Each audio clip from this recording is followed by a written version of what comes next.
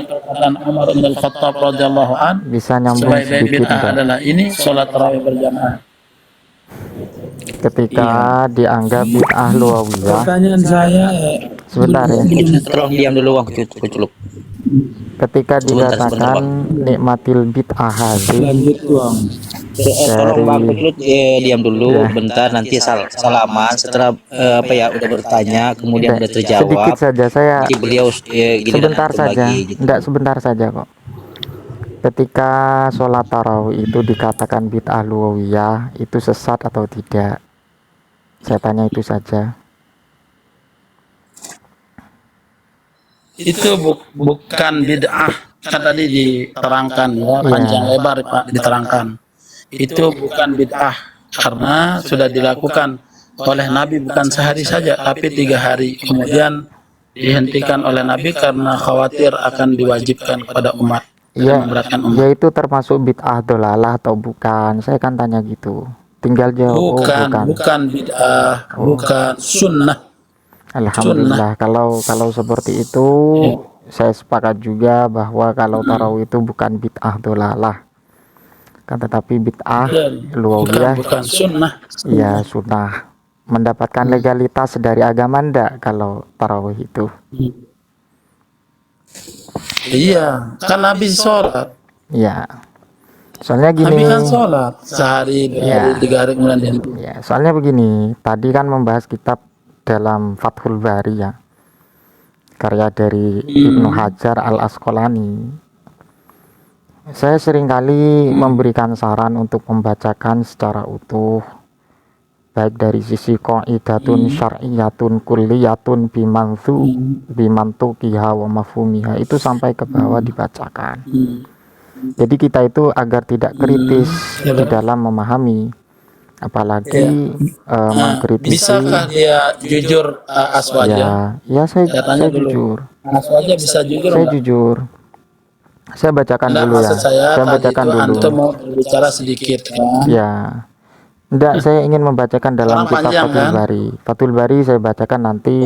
Saya diteruskan. Tadi minta sebentar loh. Nanti anak turun. Iya kan, ini masih belum 2 menit kok. Cuman ingin meneruskan pembacaan. Antum udah melanggar janji ya. Tadi katanya sebentar Bang. Ini kan berapa menit saja kayak gitu. Saya bacakan nanti dan kemudian saya jelaskan, itu pun sudah selesai, saya akan turun. Agar tidak menjadi kacau rancau pembahasan kita. Bahwa dalam konteks bid'ah yang ditawarkan dalam kitab Fathul Bari karya Ibnu Hajar Al Asqalani, itu sangat jelas sekali ada berbagai hal yang perlu kita sampaikan, baik dari sisi konteks syar'iyah dan kemudian luawiyah. Saya bacakan dulu. Ini berawal dari bahasa fa inna kulla bid'atin dhalalah ba'da qaulihi wa iyyakum wa muhdatsatil umuri fa innahu yadullu ala annal muhdats yusamma bid'atan wa qauluhu kullu bid'atin dhalalah qa'idatun syar'iyyatun kulliyatun bimantuqiha wa mafhumiha. Bahwa yang dikatakan bid'ah atau yang dimaksud dari hadis Nabi kullu bid'atin dhalalah adalah qaidatun syar'iyyatun kulliyatun bimantuqiha wa mafhumiha. Secara mantuk dan secara mafhum itu dikatakan sebuah kaidah syariat. Amma mantukuha faka'an yuqala hukmu kadza bid'atun wa kullu bid'atin dhalalah fala takunu minasyar'i li'anna syar'a kullahu hudan. Sehingga adapun secara mantukiyah atau secara teks seakan-akan fakaan yuqala hukmu kadza bid'ah. Ini diberikan sebuah tafriq. Diberikan sebuah tafriq seperti halnya mengatakan hukum ini adalah bid'ah. Wa kullu bid'atin dhalalah, dan setiap bid'ah itu sesat. Fala takunu minasyar'i li'anna syar'a kullahu hudan. Bahwa ketika bersifat bid'ah dhalalah maka itu bukan bagian dari syariat. Karena apa? Karena syariat semuanya itu adalah hidayah. Fa in sabata annal fa in sabata annal hukma al mazkura bid'atun sahhatil muqaddimatani wa antajata al matluba wal muradu biqaulihi. Dan kemudian apa yang dimaksud dari dawuh atau hadis yang berupa kullu bid'atin dhalalah, apa yang dimaksud itu adalah ma uhdisa wala dalilalahu minasyar'i bitarikin khosin wala amin. Ini perlu diperhatikan dan kemudian digarisbawahi. Bid'ah yang dianggap sesat adalah sesuatu yang diperbarui atau sesuatu yang baru. Dan ini ada waw atof yang perlu kita harus sinkronkan dengan ma'uhdisa, sesuatu yang baru. Sesuatu yang baru itu tidak ada dalil dari syariat, baik dengan cara khusus wala amin dan juga secara umum. Ini dari berbagai kerangka yang harus kita tarik dan juga harus kita prioritaskan untuk menghukumi sesuatu dikatakan bid'ah dhalalah. 1. Tidak ada dalil dari syariat, baik dengan cara yang secara spesifik atau secara umum. Wa qauluhu fi akhir hadis Ibnu Mas'ud wa innama tu'aduna la'atin wa ma antum bimu'jizin arada khatma mau'izatihi bi syai'in minal qur'ani yunasibu al-hal. Dan juga kemudian apa yang tertera dalam akhir hadis Ibnu Mas'ud wa innama tu'aduna la'atin wa ma antum bimu'jizin, bahwa beliau menghendaki arada khatma mau'izatihi bi syai'in minal qur'ani yunasibu al-hal. Beliau itu menginginkan atau memberikan pamungkas mau'idhahnya dengan sesuatu dari Al-Quran yunasibu al-hal, yang cocok dengan keberadaan. Wa qala Ibnu Abdissalam fi awakhiril qawaid. Ini ya.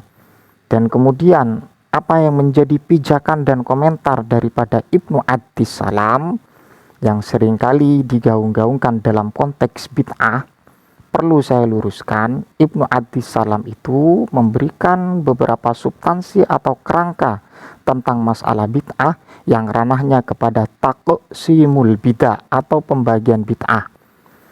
Fi awakhiril qawaid al bid'ah khamsatu aqsamin. Fal wajibu kal ishtighali bin nahwi alladhi yufhamu bihi kalamullah wa rasulih li'anna hifdhash syari'ati wajibun. Ini termasuk bid'ah yang wajib. Kemudian wala yata'atta illa bidzalika fayakunu min muqaddamatil wajibi wa kada syarhul gharib wa tadwinu usulil fiqhi wa tawassul ila tamyizis sahih was saqim. Ini termasuk dari penjelasan bid'ah yang diwajibkan. Wal muharramatu ma rattabahu man khalafas sunnata minal qadariyah wal murji'ah wal musyabbihah. Ini yang diharamkan. Wal mandubatu kullu ihsanin lam yu'had ainuhu fil ahdi an-nabawi kal ijtima' anit tarawih. Ini prinsip Ibnu Abdissalam menyatakan bahwa itu merupakan sesuatu bid'ah yang bukan bid'ah dhalalah, bahkan dikatakan bid'ah mandubah. Kullu ihsanin, semua kebaikan atau setiap kebaikan yang tidak ada di masa Rasulullah, akan tetapi itu tidak bertentangan dengan apa yang dijadikan tuntunan bagi kita, yang maksudnya dari Rasulullah, kal ijtima' anit tarawih wa bina'il madaris war rubati wal kalami fit tasawuf al mahmudati wa aqdi majalisil munazarati in urida bidzalika wajhullah. Ini yang bid'ah mandubah. Contohnya juga jelas. Dan kemudian wal mubahatu kal musafahati aqiba sholati subhi wal asri wat tawassu'i fil mustaladzat min aklin wa syurbin wa malbasin wa maskanin wa qad yakunu ba'du dzalika makruhan au khilafal aula. Kemudian contoh bid'ah yang mubahah adalah bersalaman setelah sholat subuh, asar, dan juga at-tawassu fil mustaladzat. Apa ya tawassu itu riang gembira di dalam sesuatu yang menjadi enak min aklin, makanan, minuman, kemudian pakaian, kemudian tempat. Akan tetapi waqad yakunu ba'du dzalika makruhan, dan terkadang sebagian itu termasuk hal yang dimakruhkan, au khilafal aula, atau menyelisihi apa yang menjadi keutamaan. Wallahu a'lamu al hadis, wallahu a'lam. Jadi kalau baca itu diteruskan agar kita tahu, bukan sekedar apa yang mayu kholifu as-sunnata dikatakan al-bid'ah dolalah, tapi harus ada substansi awalnya. Jadi seperti itu.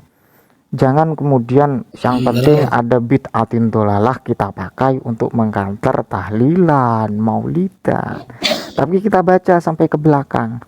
Jadi apalagi Ibnu Hajar al-Asqalani Bang Kocul udah selesai itu ya. Panjang banget.